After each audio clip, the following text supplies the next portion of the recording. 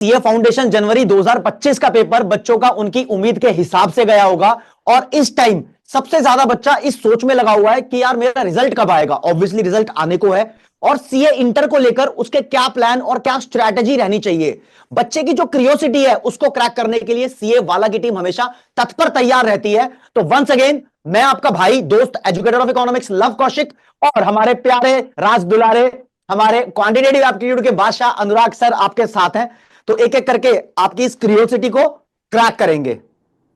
Hello बच्चों, नमस्कार, जय हिंद, वंदे मातरम। स्वागत है एक बार फिर से हमारे सभी प्यारे प्यारे बच्चों का दिल की गहराइयों से। आई होप आप अपने सभी पुराने फाउंडेशन की सभी फैकल्टीज को मिस कर रहे होंगे। पता नहीं आप कितना मिस कर रहे हैं, बट लव सर, मैं अपने बारे में बताऊं यार, मैं बच्चों की सभी जो क्लासेस हैं, जो इनके सभी डाउट्स हुआ करते थे और प्यारी प्यारी जो बातें हमारी क्लास में हुआ करती थी, बीच बीच में हल्की फुल्की रोस्टिंग भी हो जाया करती थी, उन सबको मैं तो बड़ा मिस कर रहा हूं यार। और ये सब तो ठीक है, लेकिन कहीं ना कहीं बच्चों के मन में है सवाल कि सर फाउंडेशन से अब इंटर में जो हमारी जो ट्रांजिशनिंग ये जो फेस हो रहा है, और उसको लेकर मन में कई सारे तरह के सवाल हमारे आ रहे हैं, तो उनका जवाब देने के लिए हमने आज स्पेशल तौर पर इनवाइट किया है हमारे सीए इंटर के लेजेंड्स को, सीए इंटर के गोड्स को।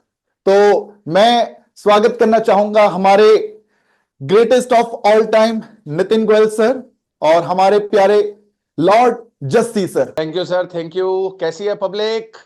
नमस्कार मेरे प्यारे बच्चों, स्वागत है आपका इस वीडियो में। उम्मीद करेंगे एकदम बढ़िया होंगे, मजे में होंगे, शानदार होंगे। तो सर सीए फाउंडेशन वाले बच्चों का हम यहां पर पार्ट प्ले करेंगे, और बच्चों की तरफ से आपसे कुछ क्वेश्चन पूछना चाहेंगे, और उन बच्चों के क्वेश्चंस का जवाब सर कुछ इस तरीके से उनको चाहिए कि क्यूरियोसिटी जो चल रही है वो खत्म हो जाए। बिल्कुल अब सर, तो बिल्कुल। तो जस्सी सर, नितिन सर, एक क्वेश्चन जो सबसे ज्यादा बच्चों को मालूम होना चाहिए, और ताकि बच्चा मेंटली भी खुद को इस चीज के लिए प्रिपेयर कर सके। जैसे कि हम ये देखते हैं कि सीए फाउंडेशन में बच्चे जो है वो 4 ही सब्जेक्ट्स की तैयारी किया करते हैं, जिसमें 2 तो उनके सब्जेक्टिव होते हैं, 2 उनके ऑब्जेक्टिव फॉर्मेट पे पेपर देखने को मिला करते हैं। यही इंटर लेवल पे कितने ग्रुप्स होने वाले हैं, कितने सब्जेक्ट्स होने वाले हैं, उनकी तैयारी किस प्रकार होनी चाहिए, एक बार मैं चाहता हूं नितिन सर की आप बच्चों को थोड़ा सा इस पर गाइड करें। हाँ जी सर, जरूर। सी इंटरमीडिएट के अंदर में सर टोटल में 6 पेपर्स होते हैं बच्चों के पास में, पर जिसे आईसीएआई ने इसे 2 ग्रुप्स के अंदर में डिवाइड किया है। तो ग्रुप 1 में हमारे 3 सब्जेक्ट्स रहते हैं, एडवांस अकाउंटिंग, टैक्सेशन है, लॉ है। ग्रुप 2 के अंदर भी 3 पेपर रहते हैं, विच इज कॉस्टिंग का एक पेपर रहता है, फाइनेंशियल मैनेजमेंट का एक पेपर रहता है, और बच्चों को ऑडिट का पेपर रहता है। नौ 2 ग्रुप्स का रेलिवेंस ये रहता है कि बच्चा अपनी तरफ से अगर पेपर देना चाहता है तो वो एक टाइम पे सिंगल ग्रुप भी दे सकता है, या वो दोनों ग्रुप में भी अपीयर कर सकता है। बट इसमें एक इंपॉर्टेंट चीज ये आती है कि बच्चे का जो रैंक है वो सिर्फ तभी आ सकता है अगर वो दोनों ग्रुप अपीयर करे। तो रैंक बेसिकली क्या हो रहता है, फाउंडेशन लेवल पे आईसीए की तरफ से रैंक्स का सिस्टम अभी डिसकंटिन्यू हो चुका है, बट इंटरमीडिएट और फाइनल में रैंक्स आते हैं जिनका बच्चों को बाद में बहुत ज्यादा रिकॉग्निशन मिलता है आर्टिकलशिप में, इवन आफ्टर क्लियरिंग सीए।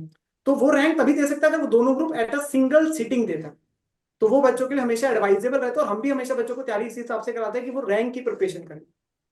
तो नितिन सर कह रहे हैं कि इंटर में 6 सब्जेक्ट्स, अभी आऊंगा सर जस्सी सर आपके पास। 6 सब्जेक्ट्स हैं जिसको कि उन्होंने 2 ग्रुप में बांट दिया है, 3 ग्रुप पहले उसमें, और 3 सब्जेक्ट हमारे पहले ग्रुप में और 3 सब्जेक्ट हमारे दूसरे ग्रुप में। सर कुछ हमारे कॉमन सब्जेक्ट्स भी होंगे जो फाउंडेशन में थे और वो इंटर में भी हैं। और सर साथ के साथ ये बात भी जानना चाहेंगे, जैसा कि अब तो पूरे हिंदुस्तान में बच्चों को पता है कि जो हमारी सीए इंटर की फैकल्टीज हैं उन्होंने बैचेस में रैंक प्रोड्यूस किए हैं। इवन AIR-1 भी ऑनलाइन एजुकेशन से प्रोड्यूस हो चुका है, जिसका हिंदुस्तान में किसी को विश्वास ही नहीं था, और सीए वाला की टीम ने, सीए इंटरमीडिएट की टीम ने ये करके दिखाया।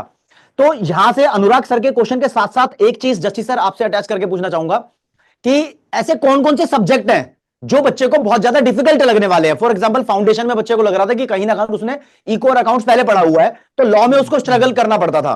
तो कौन से सब्जेक्ट में उसको ज्यादा टाइम देना पड़ेगा, स्ट्रगल करना पड़ेगा, और जो सब्जेक्ट उसके लिए मान लो नया है तो क्या वो सच में डिफिकल्ट है? ठीक है सर, अभी इस पे मैं आंसर करता हूं, पर मैं नितिन सर की जो बात थी ग्रुप 2 वाली और ग्रुप 1 वाली, उसमें एक छोटा सा एडिशन और करना चाह रहा हूं कि ऑब्वियसली रैंक उसी बच्चे को मिलती है जो बोथ ग्रुप्स के लिए जाता है। अगर आप सिंगल ग्रुप के लिए जाते हो तो आपको रैंक नहीं मिलती। इसके अलावा 4 पेपर सर बिल्कुल नए हैं, बच्चे ने आज तक वो 4 पेपर्स नहीं पढ़े हैं। टैक्सेशन बच्चे ने नहीं पढ़ा, ऑडिट बच्चे ने नहीं पढ़ा, कॉस्टिंग बच्चे ने नहीं पढ़ा, FM SM बच्चे ने नहीं पढ़ा। अब जब भी कोई नया सब्जेक्ट आता है हमारे पास, और अगर हम उस सब्जेक्ट को शुरू से ठीक अप्रोच से पढ़ते हैं तो वहां पर वो सब्जेक्ट हमारे लिए इजी हो जाता है। लेकिन अगर हम किसी भी सब्जेक्ट को ढंग से अप्रोच नहीं करेंगे तो वो सब्जेक्ट हमें क्या लगता है, टफ लगने लगता है। जब बच्चा 10th के बाद 11th में आया था तो उसको, कुछ बच्चों को अकाउंट्स बहुत इजी लगी और कुछ बच्चों को अकाउंट्स टफ लगी। तो टफ लगने का रीजन यही है कि उनकी अप्रोच उस सब्जेक्ट को लेकर शायद से ठीक नहीं रही होगी। तो वही चीज यहां पर भी फॉलो होती है। टफ इजी कुछ नहीं है, आपका माइंडसेट कैसा है और आपकी अप्रोच टुवर्ड्स द सब्जेक्ट कैसी है, that is important.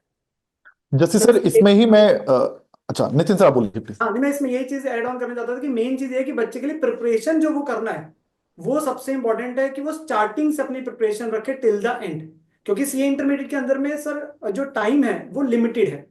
Reason being, क्योंकि जो बच्चे भी जनवरी 25 का जिन्होंने पेपर दिए है उनका रिजल्ट आ जाएगा, तो इनका जो नियरेस्ट टर्म बनेगा वो बनेगा जनवरी 26 का। सो इन स्पैन ऑफ ऑलमोस्ट 10 मंथ्स उन्हें इन 6 सब्जेक्ट्स की तैयारी करनी है, जो कि हम उन लोगों को कराएंगे। तो बच्चे के लिए बस ये है कि स्टार्टिंग से लेके एंड तक बच्चा मतलब सब्जेक्ट्स को हमारे साथ तैयार करे। और कोई भी सब्जेक्ट जो है वो नए जरूर लगेंगे, बट अगर वो स्टार्टिंग से ठीक प्रिपरेशन रखेगा, जैसे सर ने बोला अप्रोच टुवर्ड द सब्जेक्ट क्या है, वो एक बहुत इंपॉर्टेंट रहने वाला पैरामीटर। ओके जैसे सर जैसे आप ये दोनों ग्रुप को आप एक साथ देने की आप बात कर रहे हैं, बट कई बार बहुत से बच्चों के लिए मैसेज मेरे पास आए हैं कि सर हम अब इंटर में हम जा रहे हैं, एग्जाम हमारा क्लियर होगा बट हमारी बहुत अच्छी हमारी तैयारी नहीं है, बट ये कि हम पास हो जाएंगे। हम बहुत इंटेलिजेंट नहीं है बट हम बहुत वीक भी नहीं है, हम एक एवरेज स्टूडेंट की कैटेगरी में खुद को रखते हैं। हम ये सोच रहे हैं कि हम एक एक ग्रुप करके हम अपनी तैयारी करें, दोनों को ना करें। तो वहां पर सर ऐसे बच्चों को आप क्या एडवाइस करना चाहेंगे? सर अगर मान लो बच्चा ऐसा भी है जो कि कह रहा है कि भाई मैं सारे के सारे पेपर्स एक साथ हैंडल नहीं कर सकता, वहां पर भी मेरी एडवाइस ये रहेगी, क्योंकि अभी जब आप फाउंडेशन क्वालिफाई करोगे आपके पास अटेम्प्ट आने में 10 महीने होंगे। और वहां पर अगर आप केवल 3 ही पेपर पढ़ते हो, ग्रुप 1 पढ़ रहे हो आप केवल, तो अगला अटेम्प्ट 3 महीने बाद, 4 महीने बाद है, तो उस 4 महीने में दूसरे ग्रुप को टेकअप कर पाना पॉसिबल नहीं है। It is all about the mindset, it is all about the mindset. आज अगर अपना माइंडसेट क्लियर कर लोगे कि मेरे से दोनों हो सकते हैं, तो बिलीव मी हो सकते हैं। आपको अपनी जो क्या बोलते हैं कंफर्ट जोन, उससे बाहर निकलना पड़ेगा। अगर आप 8 घंटे पढ़ते हो तो आपको पुश करना पड़ेगा 10 से 11 घंटे के लिए। एंड इनिशियली अभी के लिए आप अपने दिमाग में बोथ ग्रुप रखो, तैयारी भी बोथ के हिसाब से चालू करो। ओवर द टाइम 3-4-5 महीने में आपको पिक्चर क्लियर हो जाएगी कि आप बोथ के लिए कंफर्टेबल हो कि नहीं, and then you can take a decision. मतलब एंटर होने से पहले ही अगर डिसीजन लेकर आएंगे कि यार हमसे हो ही नहीं पाएगा, तो फिर नहीं हो पाएगा, फिर तो डिसाइडेड ही है कि नहीं हो पाएगा। लेकिन अगर आप एंटर करते हो इस माइंडसेट से कि मैं 2 दूंगा, एंड ओवर द टाइम 4-5 महीने बाद लग रहा है कि नहीं हैंडल हो पा रहा मेरे से, देन आप एक पे शिफ्ट हो जाना, क्या टेंशन है। इससे फायदा ये मिलेगा बच्चे को सर कि अगर वो हमारे साथ बोथ के लिए तैयारी शुरू करता है तो वो ग्रुप 1 के तीनों सब्जेक्ट कर लेगा, एंड हम हमारे पास ग्रुप 2 का कॉस्टिंग भी चालू कर देते हैं सर, तो उसका ग्रुप 2 का एक सब्जेक्ट हो जाएगा। तो बाय चांस अगर उसका मन बनता भी है कि मुझे अब सिंगल देना है, तो उसको अब सेकंड ग्रुप में केवल 2 सब्जेक्ट प्रिपेयर करने होंगे, एक सब्जेक्ट की क्लासेस वो ऑलरेडी पहले से कर चुका होगा। तो विन विन सिचुएशन है, विन विन सिचुएशन है कि पहले से माइंडसेट क्लियर रखो कि जाना ही, तैयारी 2 की ही करो, और बाद में कोई गड़बड़ होगी तो फिर ठीक है 1 पे शिफ्ट हो जाना। और छोटी सी लाइन है सर, मन के जीते जीत है, मन के हारे हार। तो अगर आपने पहले ही हार मान ली कि यार मेरे से नहीं होगा, फिर तो नहीं हो पाएगा, फिर तो सिंगल भी नहीं होगा ना, फिर तो सिंगल भी नहीं होगा। और जैसे सबसे इंपॉर्टेंट बात सर इसमें यही आती है कि 10 महीने में बच्चा अगर सिंगल ग्रुप की तैयारी कर रहा है तो 4 महीने वो सेकंड ग्रुप की नहीं कर सकता, माइंडसेट की उसे कर ही नहीं पाएगा वो, क्योंकि तो सर लगा दिए 3 पेपर के लिए। तो हमारी ये रहती है कि हम लोग स्टार्ट ही 4 सब्जेक्ट से करते हैं। और एक सर इंपॉर्टेंट चीज इसमें एक और आती है, बच्चा सीए फाइनल के अंदर में रजिस्ट्रेशन जो आर्टिकलशिप की रजिस्ट्रेशन है, जो इसके बाद का स्टेप है, वो तभी कर सकता है जब उसके दोनों ग्रुप क्लियर हो। तो अल्टीमेटली वो जितना सीए इंटर को लेट करेगा उतना उसका आगे का भी टाइम बढ़ता जाए। तो इसलिए हम एडवाइस करते हैं बच्चे को। तो लव सर मेरे माइंड में अब एक सवाल आ रहा है, बार बार 10-10 महीने की बात आ रही है। और मुझे मालूम है कि बच्चे पिछले 5-6 महीने से लगातार फाउंडेशन की तैयारी में लगा हुआ था, हालांकि 3 महीने लास्ट उसने ढंग से पढ़ा होगा तो फाउंडेशन उसका निकल जाना है। अब कुछ बच्चे ऐसे हैं जो अभी फाउंडेशन के एग्जाम देकर निकले हैं और वो उन्होंने तुरंत ही अब इंटर की जो टेंशन लेनी स्टार्ट कर दी, और कुछ तो ऐसे हैं जो शायद अपनी क्लासेस वगैरह भी लेने में शुरू कर चुके होंगे। सर नितिन सर आप ऐसे बच्चों को क्या गाइड करना चाहेंगे कि उन्हें अपनी क्लासेस कब से शुरू करनी चाहिए, कब से अपनी इंटर की तैयारी उनको स्टार्ट करनी चाहिए? सर एक चीज मैं ऐड भी करूंगा, क्वेश्चन बहुत मजेदार है कि क्वेश्चन का बेस भी यहां से क्रिएट करने की कोशिश करेंगे कि सीए फाउंडेशन की तैयारी बेसिकली बच्चा 3.5-4 महीने में अपना कोर्स कंप्लीट कर लेता है, बिल्कुल, फिर वो रिवीजन करने में अपना जितना टाइम दे सके उतना टाइम दे पाता है, फिर उसके पेपर आ जाते हैं। तो अब वो क्या करे, कि भैया मेरा रिजल्ट आ रहा है, तो इंटर की तैयारी बेसिकली कितने महीनों में होने वाली है, रिवीजन में कितना टाइम लगने वाला है, और क्या क्या चीजों की जरूरत पड़ने वाली है उसको?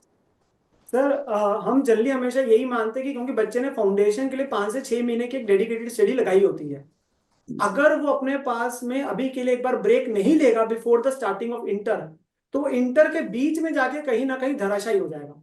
द रीजन बीइंग बिकॉज वो बर्नआउट होएगा ही होएगा ना सर। तो अभी के लिए उसके लिए जो 1 महीने की ब्रेक है ये लेनी बहुत जरूरी है, जो हम हमेशा मानते हैं। इसी वजह से हम जब तक रिजल्ट नहीं आता तब तक हम कोई अपनी तरफ से क्लासेस बच्चों की स्टार्ट नहीं करते हैं।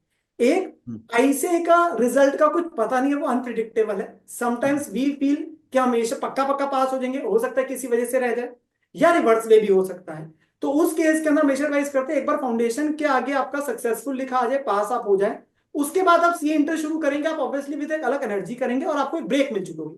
क्योंकि सी इंटरमीडिएट के अंदर जैसे हम बार बार कह रहे हैं 10 महीने लगने, तो 10 महीने आपकी पूरी मेहनत चाहिए। तो ये 1 महीने का जो ब्रेक है ना सर, ये बहुत जरूरी है, ताकि 10 महीने बच्चा फिर अच्छे से तैयारी अपने पास कर सके from start till and. Because हमारी जो क्लासेस होती है वो जैसे हम ऑलमोस्ट 4 क्लासेस बच्चे की शुरू करते हैं, हमें on an average 6 to 7 months बच्चे के लग जाते हैं, 7 मंथ्स ऑलमोस्ट, जिसमें हम सारी क्लासेस को कंप्लीट करने में टाइम लगता है।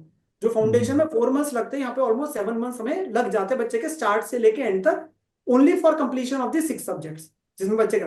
और फिर बच्चा लास्ट के 2-3 महीने के अंदर में क्या करता है, अपनी रिवीजन करता है।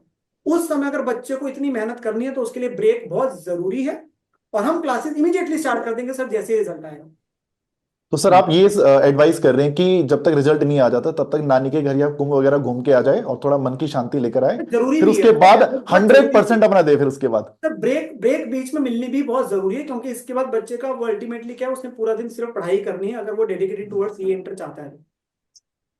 तो मेरी नजर में ये जो डिस्कशन है बच्चे के लिए कहीं ना कहीं बहुत ज्यादा फ्रूटफुल रही होगी, और बच्चे को पता लगा होगा कि उसकी क्या स्ट्रैटेजी इंटर की प्रिपरेशन को लेकर रहेगी। सर कोई एडिशनल एडवाइस आपके द्वारा बच्चों को दी जानी चाहिए, इसमें कुछ सर रह गया हो? एडिशनल एडवाइस सर यही रहेगी कि इंटर और फाउंडेशन ये दोनों एक डिफरेंट सेट ऑफ गेम है। आपने जिस माइंडसेट से अपनी फाउंडेशन की प्रिपरेशन करी थी, उस माइंडसेट से इंटर की तैयारी नहीं हो पाएगी। रीजन बीइंग, जब आप फाउंडेशन में थे तो आपने अकाउंट्स और इको का सिलेबस ऑलमोस्ट अपने 11th और 12th में पढ़ रखा था। जिन बच्चों ने मैथ्स ले रखी थी उन्होंने मैथ्स का भी सिलेबस पढ़ रखा था। तो मोटा मोटा देखा जाए तो आपको केवल एक ही नया सब्जेक्ट पढ़ने को मिलता है, लॉ। लेकिन जब आप इंटर में आते हो तो आपके पास भले अकाउंट्स और लॉ कैरी फॉरवर्ड होकर आगे आ रहा है, लेकिन बेटा उसका सिलेबस कंप्लीटली डिफरेंट है। 11th-12th वाला सिलेबस आपको नहीं पढ़ना है। अब ये सिलेबस बिल्कुल डिफरेंट है। आपने जो फाउंडेशन में अकाउंट्स एंड लॉ पढ़ी है उसका एडवांस वर्जन अब आप इंटर में पढ़ने वाले हो। तो 6 के 6 पेपर आपके पास नए हैं। इंटर में कंसिस्टेंसी इज द की। कुछ नहीं चाहिए, बस आपको सुबह से लेकर शाम तक मास्टर जी आएंगे, आपको पढ़ाएंगे, आपको पढ़ना है, मास्टर जी ने जो होमवर्क दिया है वो करना है, सिर्फ इतना करना है। और ये कंसिस्टेंसी जिस बच्चे ने 7 महीने तक दिखा दी, जैसा नितिन सर ने बोला 7 महीने लगते हैं 6 पेपर्स को खत्म करने में, जिस बच्चे ने कंसिस्टेंटली 7 महीने तक क्लासेस लगा दी बिना बैकलॉग करे, वो बच्चा इंटर पास कर रहा है और उसकी रैंक भी आ रही है। मैं अभी बोल रहा हूं, जिसने कंसिस्टेंटली विदाउट बैकलॉग ये क्लासेस लगा दी वो बच्चा इंटर में रैंक लेकर आ रहा है। प्रॉब्लम कहां पर आती है सर? प्रॉब्लम वहां पर आती है 2 दिन बच्चे ने क्लास नहीं लगाई, तो 2 दिन क्लास ना लगाने का मतलब हो गया backlog 8 backlog sir, 8 backlog, 8 backlog. और जब वो आगे आएगा तो दिन भर में सुबह से लेकर शाम तक क्लासेस हैं। सुबह 8 बजे नितिन सर पकड़ते हैं और शाम को 6 बजे सुनील सर छोड़ते हैं। तो 8 बजे से लेकर 6 बजे तक आपकी क्लासेस हैं, फिर उस दिन का होमवर्क है। अब आप कभी भी ये सोचो कि मेरा बैकलॉग क्लियर होगा, नहीं, आप बैकलॉग के लूप में आ चुके हो, अब आप दोबारा लाइव में नहीं आ पाओगे। तो बेटा आपको मेक श्योर करना है कि किसी भी हाल में आपका बैकलॉग निकल करना है। और मेरी एक छोटी सी रिक्वेस्ट है सब बच्चों से कि बच्चों आप लोग अपने पास एक डेडलाइन लेकर आओ, एक डेट डिसाइड कर लो कि इस डेट को मेरा इंटर क्वालिफाई होगा और इस डेट को मेरा सीए फाइनल क्वालिफाई होगा। प्रॉब्लम कहां पे आ रही है सर कि हर 3 महीने में अटेम्प्ट है, और बच्चे को लगता है कि जब मेरी तैयारी ठीक नहीं चल रही है तो यार मैं एक काम करता हूं, जनवरी छोड़ देता हूं, मैं मई दे देता हूं। और मैं आपको लिख कर देने को राजी हूं कि तैयारी आपकी कभी कंप्लीट होगी ही नहीं। जितनी तैयारी आपकी जनवरी में उतनी ही मई में रहने वाली है। आप सोचो कि मई में ज्यादा तैयारी हो जाएगी, नहीं होने वाली। तो आप जब तक अपने आप को एक डेडलाइन नहीं दोगे तब तक आपका इंटर पास नहीं होगा।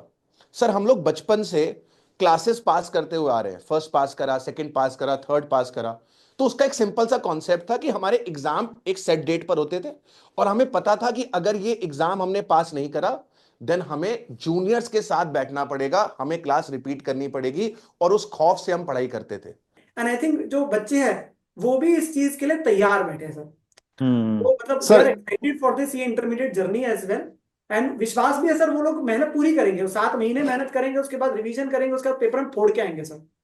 मेहनत वगैरह कर लेंगे सर। नितिन सर, जैसे सर आप ये बताओ, आप लोग मजे दोगे क्लास में कि नहीं कराओगे, बताओ सर जरा। वो तो होते रहते हैं सर, वो तो वो तो होते आपको रहते हैं। शॉर्ट्स तो दिखते ही हैं।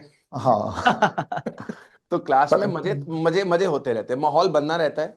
लेकिन हम लोग, ठीक है। एक बात हम लोग की एज अ पीडब्ल्यू टीम में एक चीज अच्छी है, हम लोग कल नितिन सर और हम भी बात कर रहे थे कि भले हम लोग समय ले रहे हैं, हमारे रिजल्ट के अंदर, हमारी प्रिपरेशन के अंदर कहीं पर भी क्लास में ऐसा नहीं होता कि हम अपनी तारीफें कर रहे हैं कि नितिन सर ने जेट खरीद लिया या उन्होंने यॉट खरीद ली।